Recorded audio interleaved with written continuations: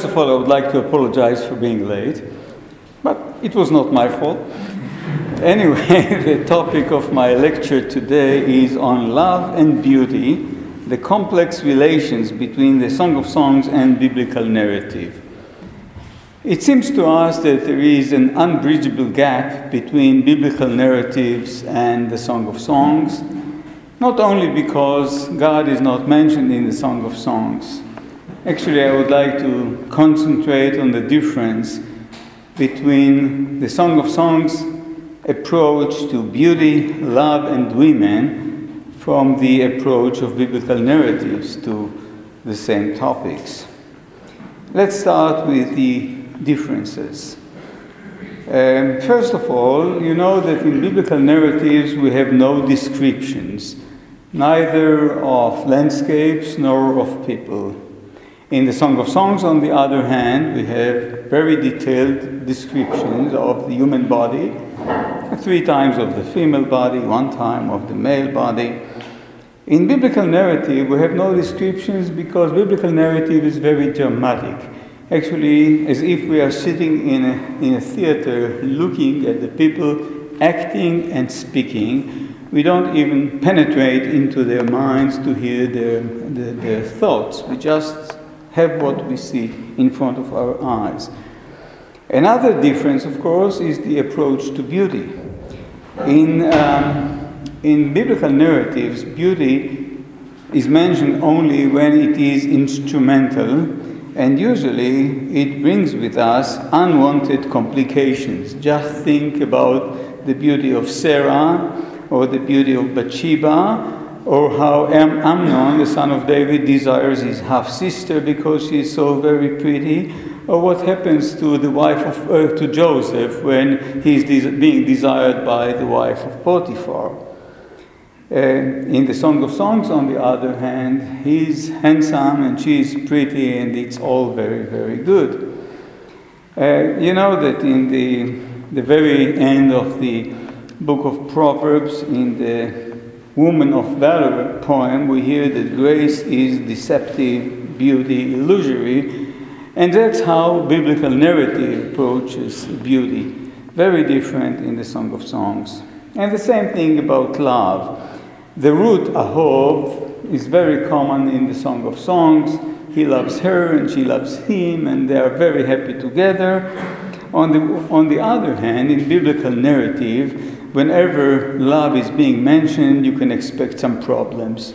For instance, Samson loves Philistine women, Solomon loves them all, and even, of course, in rape stories, you have the element of love in the story of Shem and Dinah, in the story of Amnon and Tamar, and even when love is pure, like in the stories of Rachel and Jacob, somebody is suffering, Leah is suffering, or in the story of Hannah and Elkanah, Peninnah is suffering. And now let's move on to erotics or to sex. In the Song of Songs, it's always presented to us delicately, it's only alluded to. But in biblical narrative, sex is indecent, violent, and loveless. Think about stories like the story of Reuben and Bilhah, the story of David and Bathsheba, the story of Amnon, the story of the daughters of Lot, etc.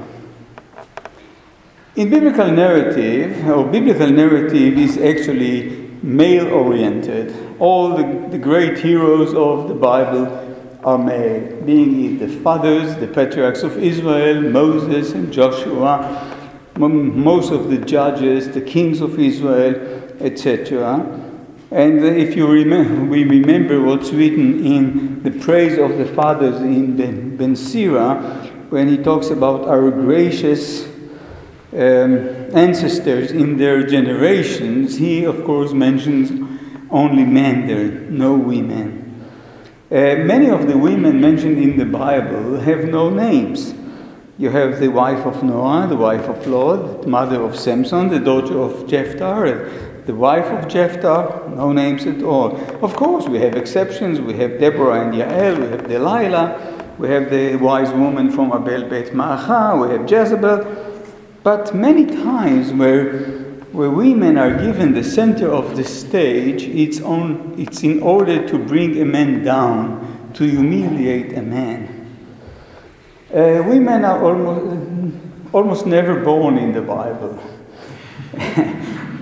Think about, for instance, take the rare example of Dinah. When she's born, after all Jacob's sons are already born, then her birth is being mentioned, but there is no name derivation, no explanation of her name. She just mentioned there, so we won't be surprised when we hear that she's being raped. Where is she coming from? At least we know where she is coming from. But they are not dying too. Many women very rarely are dying in the Bible. They die only when their death serves the plot. For instance, Bathsheba, the wife of Judah, has to die, so Judah will be able to sleep with his daughter-in-law. Or the same thing, the wife of Lot becomes a pillar of salt, so the daughters of Lot will be able to sleep with their father. Even books which carry the names of women, like the book of Ruth, the book of Esther, they start with a man and end with a man. Ruth starts with Elimelech and ends with the magic name of David. And Esther starts with Achashverosh and ends with Mordechai. In the first creation story in the Bible, there is equality between the man and the woman, but on the other hand, in the second creation story in Genesis, there is no equality at all. God lets the man name all the living creatures, and at the end he lets him name also the woman. In the story of the Garden of Eden, we hear when the woman is being punished, part of her punishment is, "And for your man shall be your longing, and he shall rule over you." That tells you a lot about the status of women in biblical narrative. In the Song of Songs, well, sometimes the social norms are the same. They limit the woman. She can only fantasize or dream about going out in the middle of the night to look for her beloved one.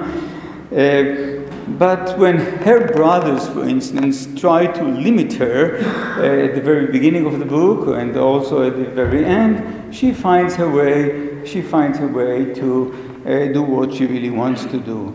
In the Song of Songs, women are more active, they speak more. He speaks only to her, but she speaks also to the daughters of Jerusalem, also to her brothers.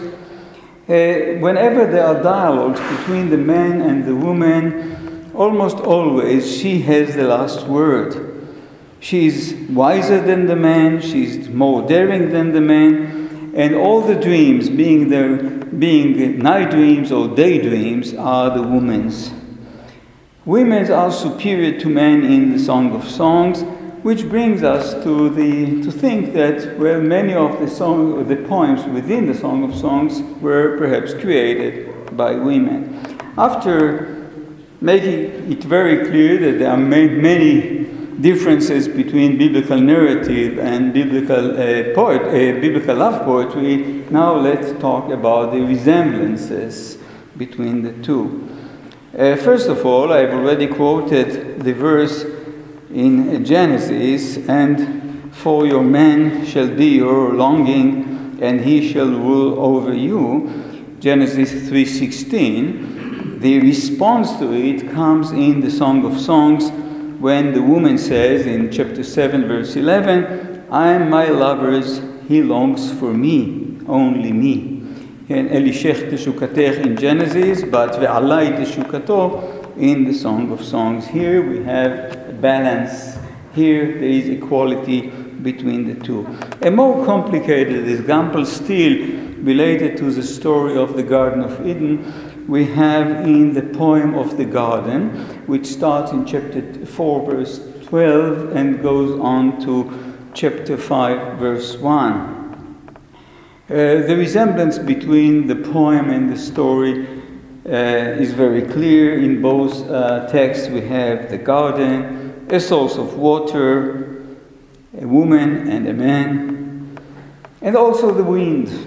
In the Genesis story, and they heard the sound of the Lord God walking about in the garden in the evening breeze. And in the story, the woman says, "Awake, north wind, O south wind, come, breathe upon my garden." In the story, Eve tempts the man to eat the fruit. In the poem, the woman invites the man to eat. In the story again, eating leads to the sexual act. In the poem, eating is actually a metaphor for the sexual act. And then, of course, in Genesis, very different from the poem, in Genesis, the two of them are in the garden, but after they eat, they are being expelled from the garden gets locked. In the song, on the other hand, the woman is in the garden is locked, but then he's invited to get into the garden, then he eats, and both of them enjoy it very much. In Genesis, God is in the garden. In the song, no God, but no serpent either. In Genesis, the atmosphere is very dark. In the song, the end is very happy. Eat, lovers, and drink deep of love. It's very clear that the author of the poem in the Song of Songs knew the story of the garden in Genesis and actually inverted it. Now, of course, talking about poems in the songs, being aware of biblical narrative, we should speak about our friend Solomon, King Solomon. King Solomon, of course, the whole book, the whole anthology is being attributed to Solomon. But the fact, and of course, he is the right candidate, to be the author of the Song of Songs. He is a world expert on love. Having 1,000 wives makes him really an expert. And of course, Solomon is a good name for an author of a biblical book. We have the book of Proverbs, we have the Ecclesiastes, and of course we have some extra canonical books also being attributed to him. But when we look at the name of Solomon, when it's mentioned in the book, within the book itself, not in the title of the book, we have, for instance, the poem in chapter 3 from verse 7 to verse 11, the poem in which we are invited to take a look at the bed of Solomon, to get into his bedchamber.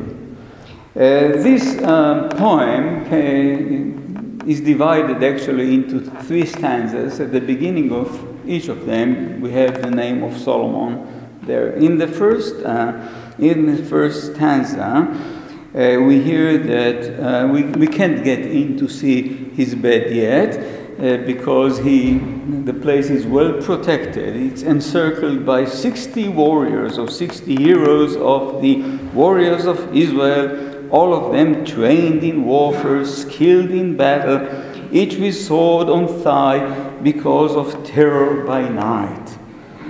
Well, this is quite funny because you know that Solomon was very different from his father. His father was a warrior. Solomon himself didn't shoot even one single bullet in his lifetime.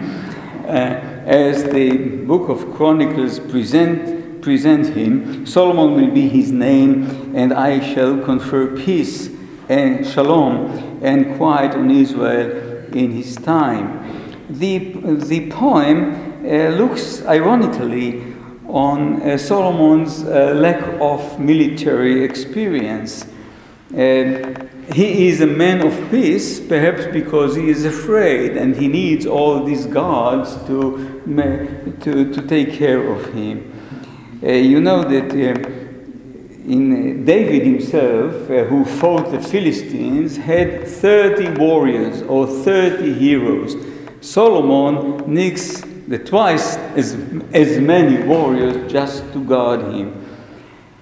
In the one psalm in the book of Psalms where we have a love poem, the wedding poem, in Psalm 45, we hear that the groom is being told, "Gird your sword upon your thigh, O hero." And if you think about it, you don't need Uncle Sigmund Freud to help us to understand that we have here a symbol, or that we have to, that is a euphemism. The sword and the thigh are a euphemism here. But in our song, it's the heroes who guard Solomon who have the sword on their sides and not the groom himself. When we keep reading this poem, we get into the second stanza, where towards the end of it we hear that it was, and it's very magnificent, the bed, the description of the bed, reminds us of all the magnificence of Solomon's throne in the Book of Kings.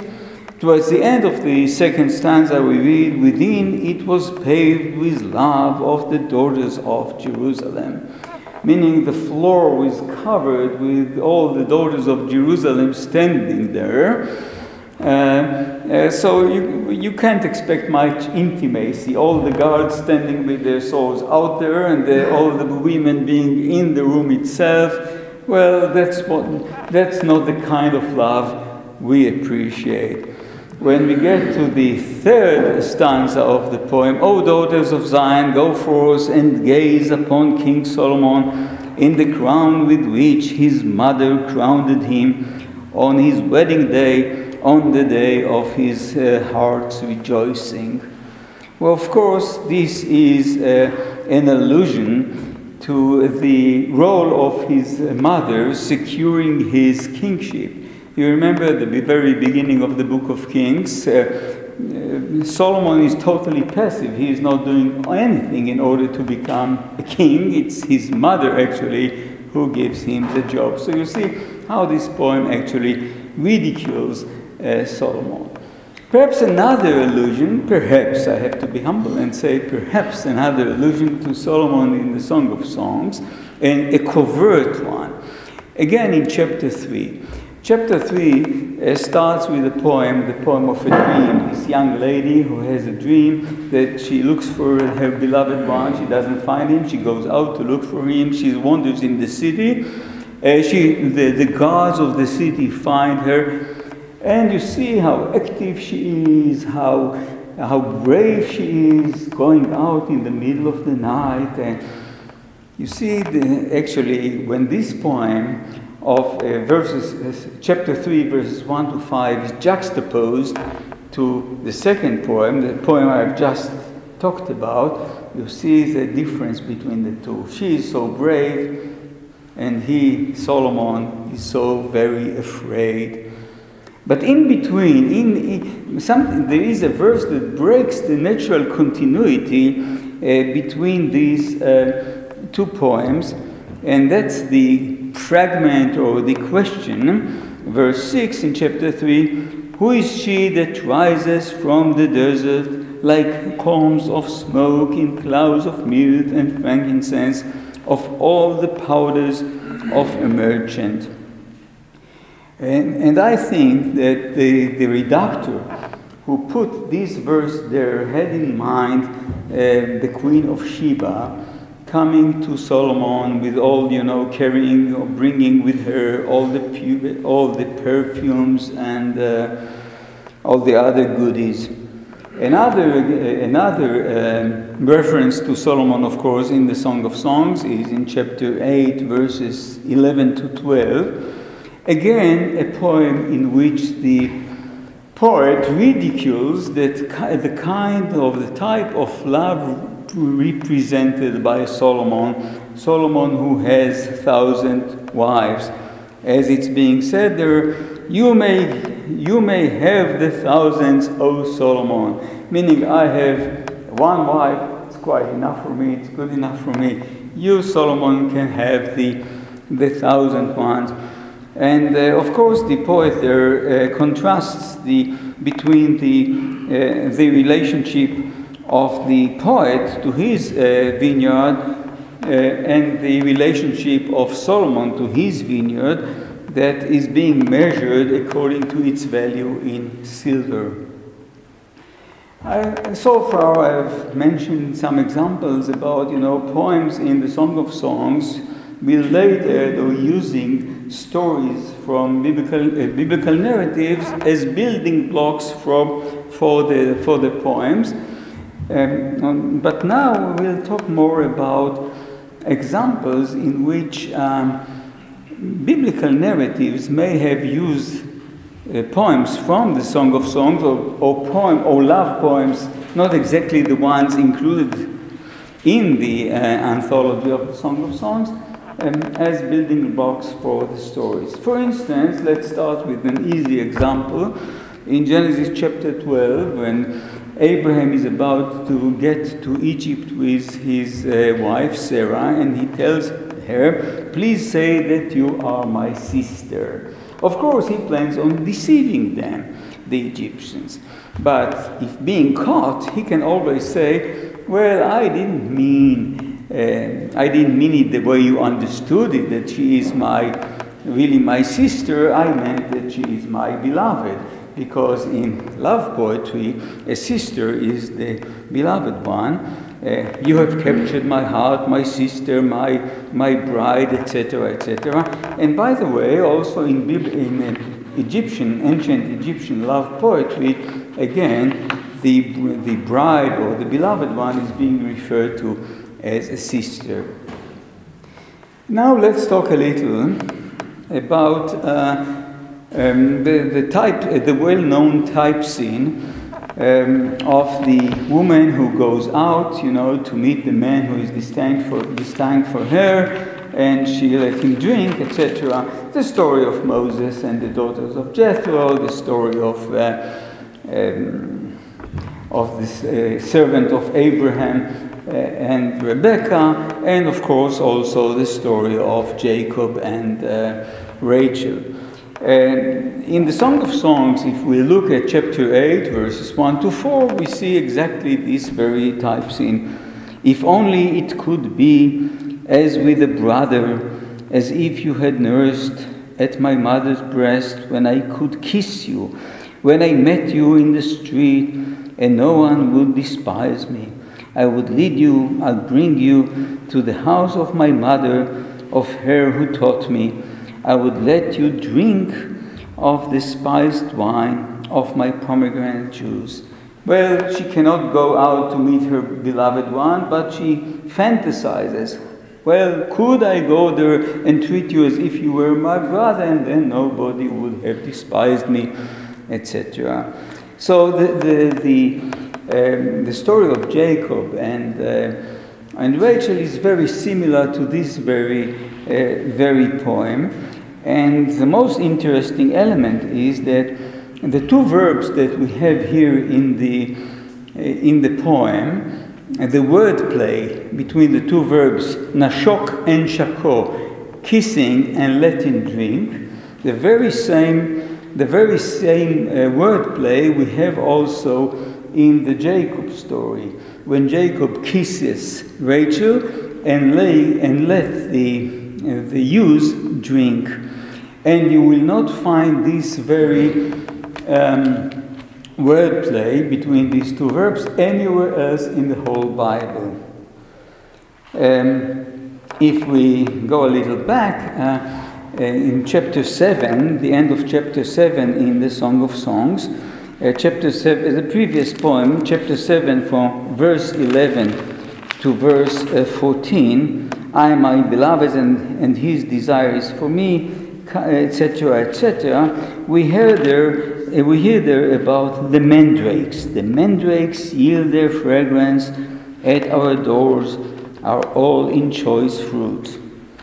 And mandrakes, as you very well know, are mentioned only once again in the Bible, in the book of Genesis, when Leah is going out to meet Jacob and tells her that actually she has hired his services, and now and that night he has to sleep with her. I believe that actually the story of Jacob and Leah coming out to meet him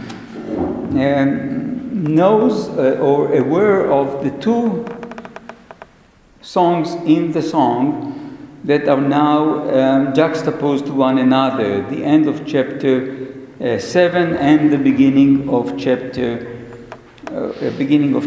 8, because on the one hand, the meeting between the two is like the meeting of the two in chapter 8, but mentioning the mandrakes, etc., is actually in the song in chapter 7. So the two elements are being brought together in the story in Genesis. But of course, in the Song of Songs, when the two lovers meet one another and mandrakes are being mentioned, it's also very nice. The story in Genesis is not nice at all. Actually, this story about Leah coming out and telling or commanding Jacob with whom he has to sleep that night. Well, in the Middle East, men don't really like being told with whom they have to sleep. And anyway, the story is not a love story in the book of Genesis. It's a story of quite an ugly transaction. Now, if we look at the book of Genesis, we can see more resemblances. For instance, when Zilpah, the maidservant, when she gives birth to Asher, her mistress Leah gives him the name Asher and explains it. Be'oshri ki ishruni banot. What good fortune for the girls have acclaimed me. And this is the very same expression we have also in the Song of Songs in chapter 6, verse 9. Maidens see her and acclaim her. Ra'uha banot vaye'ashruha. And of course you don't have this expression anywhere else in the whole Bible. Let's think now momentarily at the very beginning of the story of Dinah. Another ugly story. It all starts with Dinah, and now Dinah, etc., went out to see the daughters of the land. She went out to see the daughters of the land, and you know what happened to her. And this expression, going out with seeing, Yetziah and Re'iyah together, appears only once more in the Bible, and that's in the Song of Songs. O maidens of Zion, go out and see King Solomon, a verse that we have actually already mentioned. And my wild guess, and it's really wild, and you have to forgive me for being wild here and there, my wild guess is that the original very beginning of the story of Dinah was that she went out to see the boys of the land and not the girls of the land. By the way, I think that the Midrash quite agrees with this kind of reading, but the original verse was altered in order to present a better image of Dinah and to justify the revenge that was actually taken later. Now let's move on from the book of Genesis to the book of Judges. And the book of Judges, we have another great lover, which is Samson. Samson, whose whole career is around Philistine women. He loves one of them, then he goes to a prostitute in Gaza, and then he loves another one. And actually, that's the whole story. That's how you can actually summarize the whole Samson story. And if you look at the Samson story, on the one hand, it's really the ultimate love story in the Bible. But by the way, like biblical narratives in general, if the narrators can avoid mentioning sex, they do it. It's like, you can compare it to Walt Disney movies. You know that the original versions of the Green Brothers, there is a lot of sex there. But when these stories are being adapted to movies by Walt Disney, sex disappears. Anyway, so Samson. First of all, foxes. If you look at the riddle, a song which is a riddle, in the song 2, chapter 2, verse 15, a very short one, catch for us, or actually catch us, foxes, who ruin the vineyards. Our vineyards are in blossom. You don't have foxes anywhere else in the Bible mentioned with vineyards and actually cause damage to vineyards, but in the story of Samson. In the story of Samson, Samson lets the foxes loose among the standing grain of the Philistines, setting fire to stacked grain, standing grain, the vineyards, but here I'm following the ancient versions of the Bible, the vineyards and the olive trees. And I believe that this is the original reading of the story of Genesis, of Judges, I'm sorry, because anyway, you don't have olive vineyards anywhere else in the Bible. So I happily follow the translations, the ancient versions read that the foxes damaged both vineyards and also olive orchards. So that's one minor resemblance between the two. But again, let's get back to the poem I've already discussed here about the 60 guards of Solomon. Solomon had 60 guards taking care of him. But in the Samson story, when he got to Timnatha, we hear that when the Philistines, saw him, they brought 30 companions to be with him. But again, I prefer the Septuagint, because the Septuagint, instead of reading Vayehi kir otam oto, when they saw him, the Septuagint has Vayehi keir adam oto, when they were afraid of him. When they saw the giant coming, they got really scared and put 30 men there to make sure he doesn't cause any damage to them. So here you see the difference between Solomon and Samson. Another resemblance between the Samson story and the Song of Songs, when poor Samson is already blind and weak in the house of Dagon, he prays to God. He asks for help, that I may be avenged of the Philistines for one of my eyes. And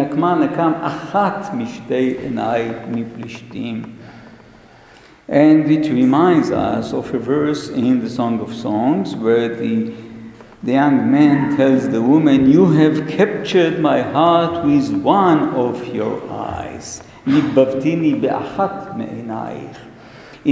verses, and these are the only two verses in the Bible where one eye is mentioned, where you expected actually to see both eyes mentioned. But the reason one eye is only mentioned, because when Samson says to take revenge of one eye, because there isn't a big enough revenge for the loss of two eyes.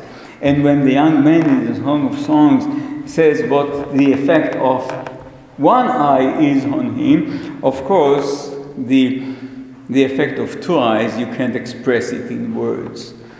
So now when we get to the end of the garden story, which again I've already read with you or talked about with you, at the end the young man says that he has already eaten all the pleasures of love, and he invites all his companions to take part in the party. I've gathered my mirth with my spice.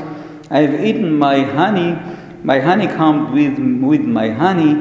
I have drunk my wine with my milk. Eat, friends, and drink. Be drunk, O lovers. He's eating his honey and the honeycomb and everything else. He is so hungry and he enjoys so much eating all these pleasures of love. And then he's having his, Samson has his wedding party. In the Song of Songs, we have again Samson, in the Song of Songs also. Okay, did I talk about Samson or about the lover in the Song of Songs? Anyway, so Samson eats honey first and then has the party. In the Song of Songs, we have, of course, again, the man talks about eating the honey and now invites everybody else to join a wedding party. Now something else. In the Samson story, he gathers the honey from the characters of the lion, Archéologique. In the Song of Songs, the person said, the lover said, I have gathered my mirth, etc., etc. I've gathered my mirth with my spice, and the verb is ariti. And you hear the resemblance between ariti, the verb, together, and Archéologique, the lion, in the Samson story. And already many years ago, we hear that actually the explanation that the Samson poem, the Samson story, or the Samson riddle, is actually based on the homonyms of Archéologique and Archéologique, Ari and Ari. Ari being honey, and Ari being a lion. In biblical Hebrew, it was actually Bauer who wrote it in 1924, I think. In biblical Hebrew, you don't have Ari as honey anymore, but you still have the verb le'erot together. So, and if it's true, then you definitely see the resemblance between the Samson's riddle and the poem in the Song of Songs. Now, again, the lover, another resemblance between the Samson story and the Song of Songs. When the young man praises the young woman in the Song of Songs, he says, in chapter 7, verse 5, your head is like Carmel, and the rap and woof, dalat roshech, of your head are purple. The king is held in the loom's beams. Rehatim, which are the beams, but I guess it's the loom's beams. And that, of course, reminds us when the loom and the beams and the hair and the web it's a metaphor to the woman's hair. It reminds us to the story of Samson when he tells Delilah, and he said to her, if you weave, etc., the 7 locks of my head with the web of the loom. And don't forget that the word for the woof and for the web, dalat roshech, and a word that we have also in Isaiah chapter 38, and the name of the woman in the Samson story is Delilah, and again you hear the resemblance between the two. Let's leave Samson and move on just a little to the book of Samuel. In the book of Samuel, we hear about the beauty of 2 young men, of the 2 first kings, King Saul and King David. As for King Saul, we hear that he was a handsome young man, no one among the Israelites was handsomer than he. He was a head taller than any of the people. A very similar description we have also later on in chapter 16 about David's brother, eldest brother Eliab, also being so very tall and so very handsome, and that's why Samuel thinks that he is the right candidate to be the next king of Israel, but he's totally wrong. We don't want this model anymore. We don't want the pretty ones, the tall ones. We prefer the short ones like myself. Anyway, but in the Song of Songs, when the women ask them, when the daughters of Jerusalem are asking the young lady, when they ask her to describe her beloved one, she said, "My beloved is dazzling, white and ruddy, towering above. His appearance, meaning height, is like the Lebanon." And later on, a man like a cedar.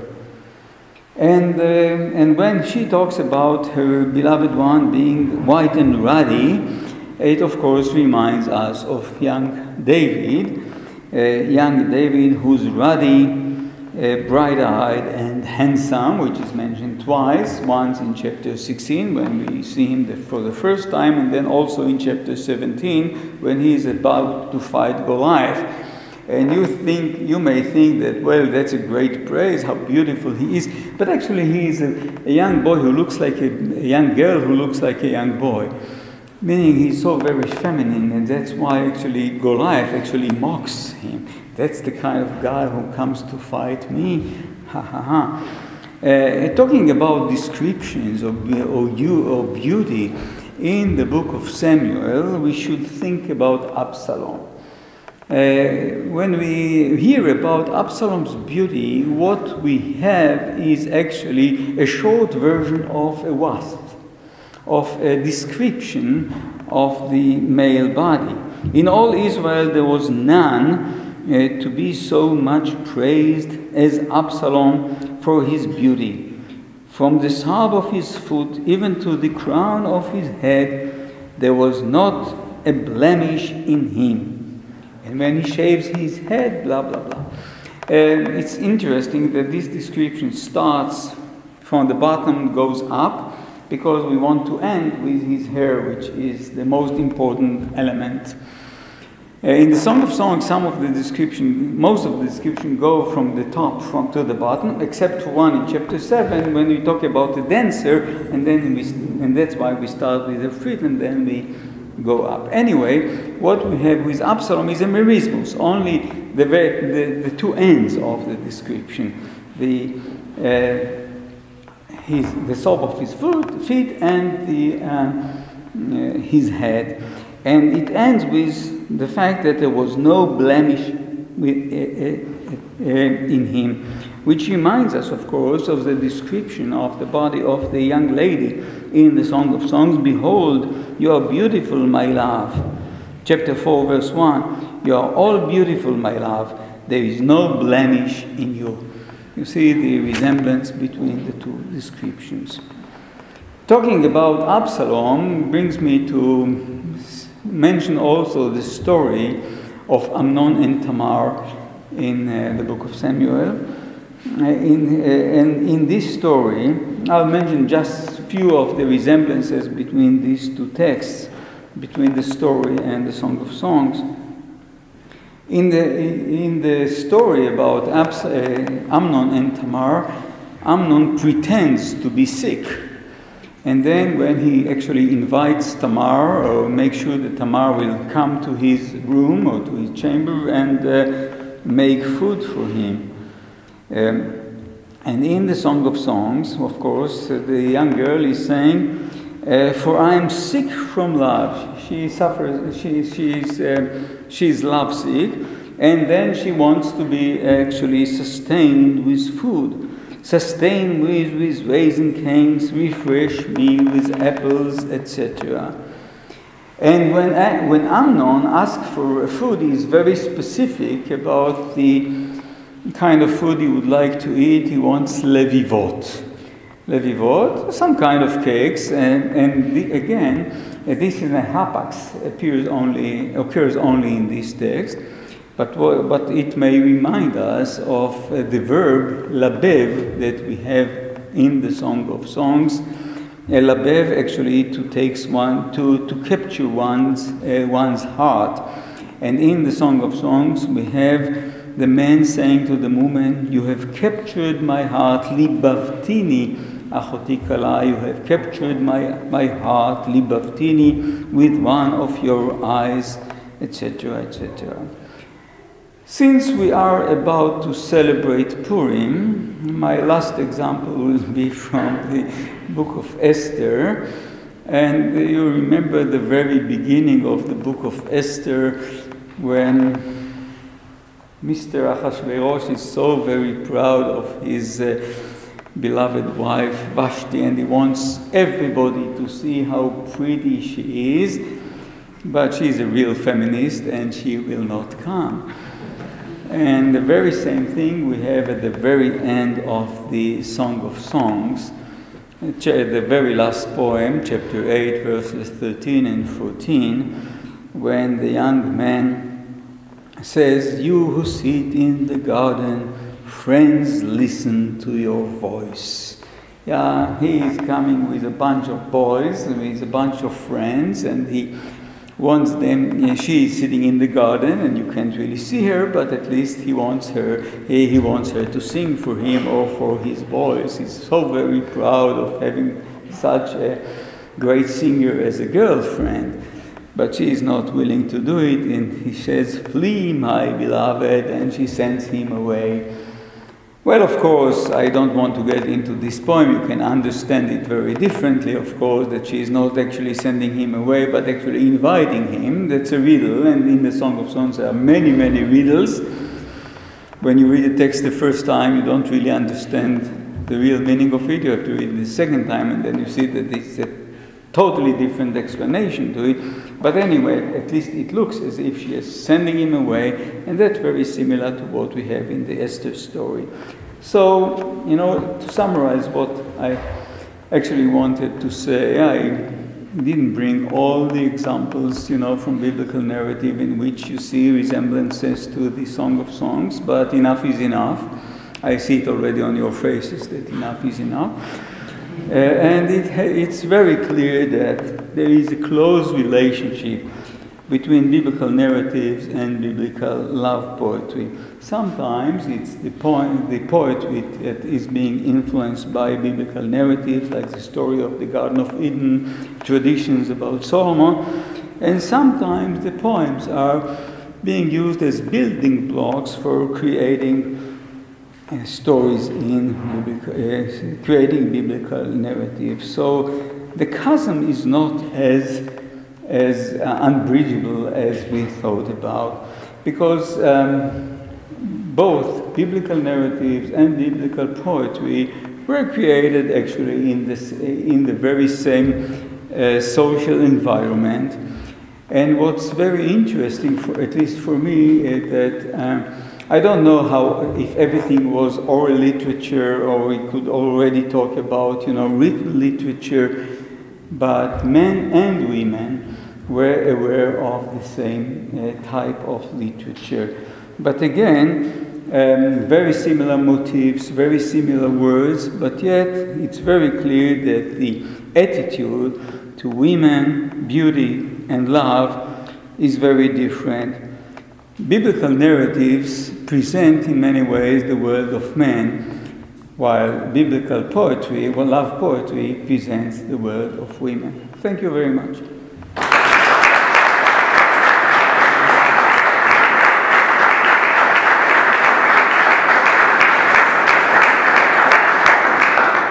So thank you very much, Professor Zakovitch. We saw the keen eye and sharp ear he has for some reading of a lot of texts. As some of you know, many of you might not, there's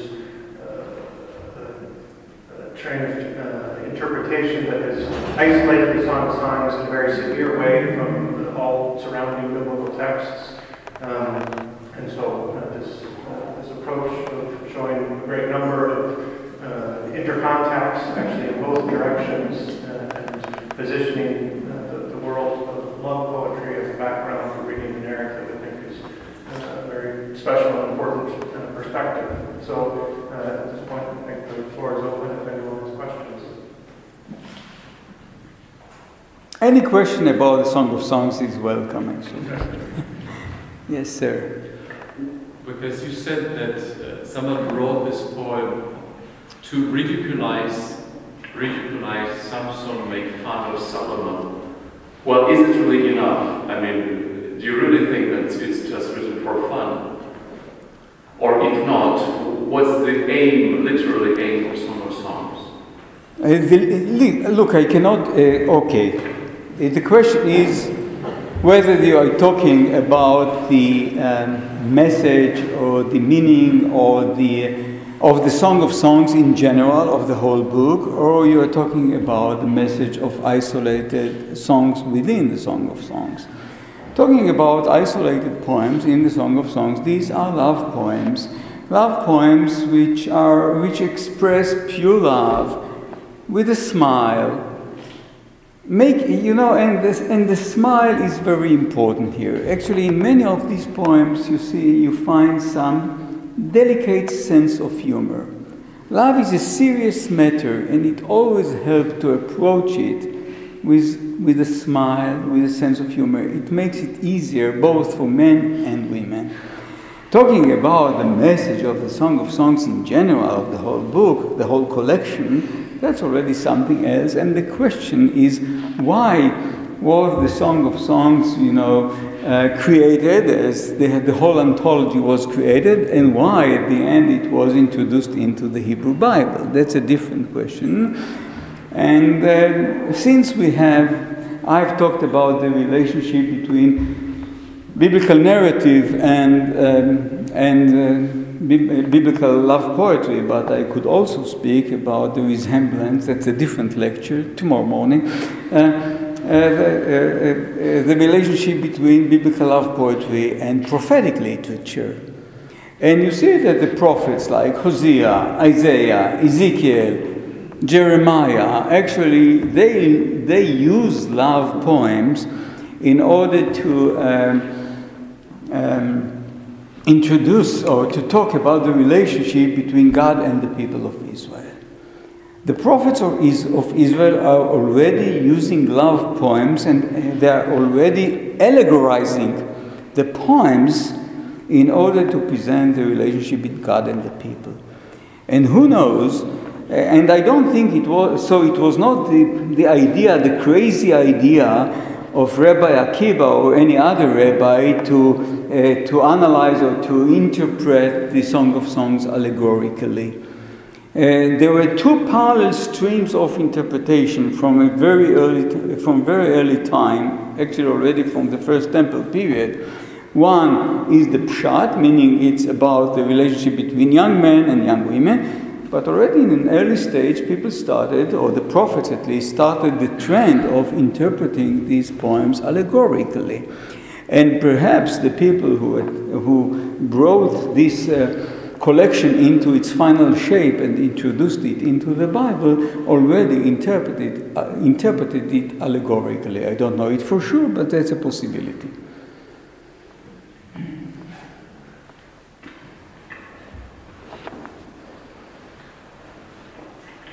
Doctor, you said earlier that the name of God is not in the song.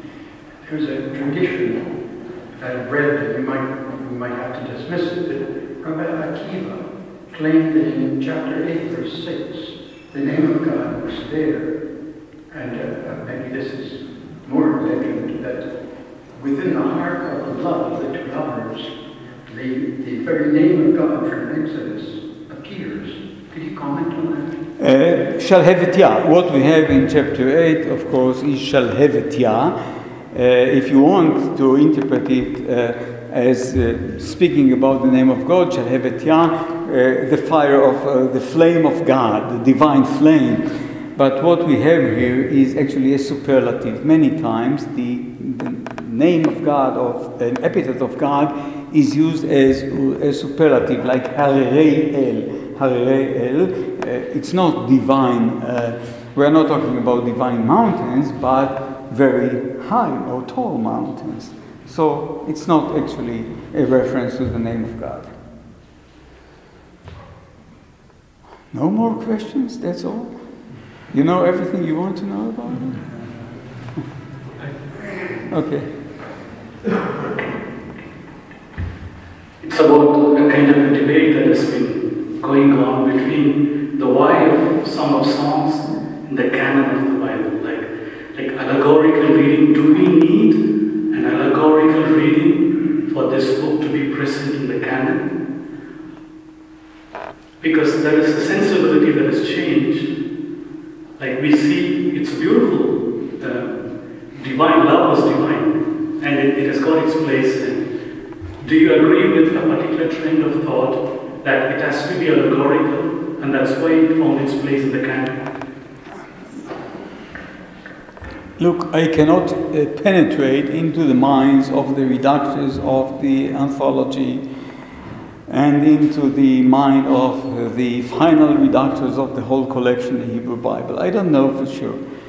But of course, it's very, the Song of Songs, I don't have to say it, it's all very clear, it's so very unique, the one book of the Bible, except for Esther, and that's a different story and a different lecture, but the one book in the Bible where the name of God is not mentioned. If you read it as the way we read it today, it's secular poetry. And what has secular poetry to do with a collection of religious literature or with scripture? So one way of explaining it is the way I try to explain it, that already the redactors or at least the people who incorporated the Song of Songs into the Bible took it already or interpreted it already allegorically, and that's a possibility since already the prophets. We see allusions to allegorical interpretation within prophetic literature. But you can, I don't know it for sure. Perhaps it was included in the Bible because it was very popular and because, as you say, well, love is divine and love is beautiful. That's another possibility. I am afraid we'll never know. Or at least I will never know. Maybe I'll just put the last question. You've given us a number of ways to try to bridge this chasm, as you call it, that's been built up and around the song and separated it from other texts.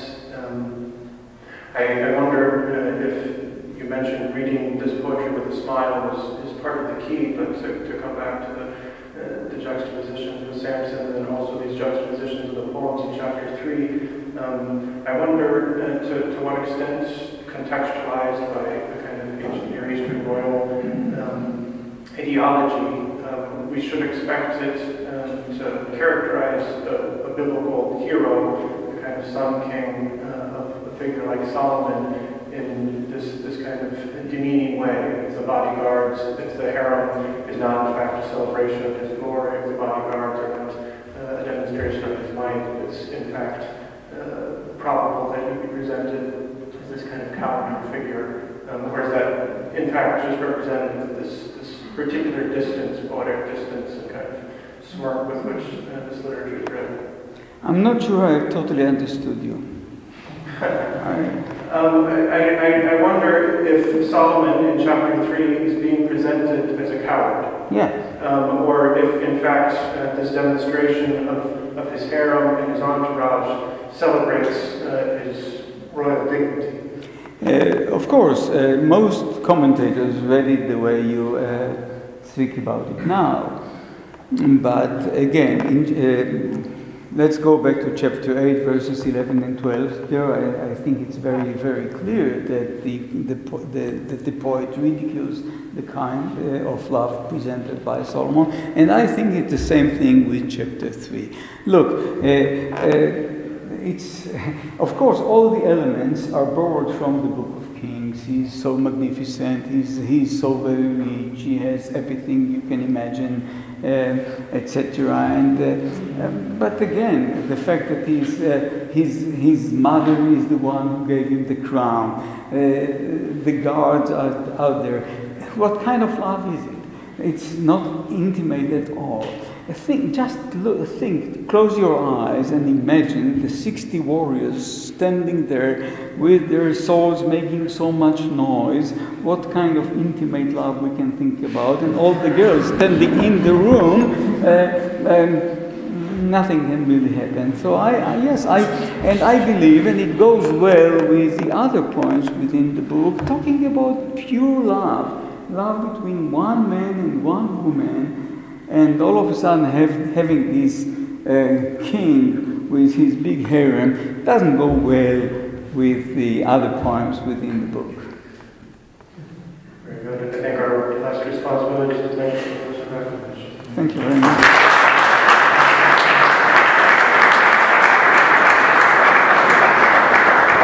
Thank you so much. The next Lagrange lecture will be on 25th of April by Thomas Römer.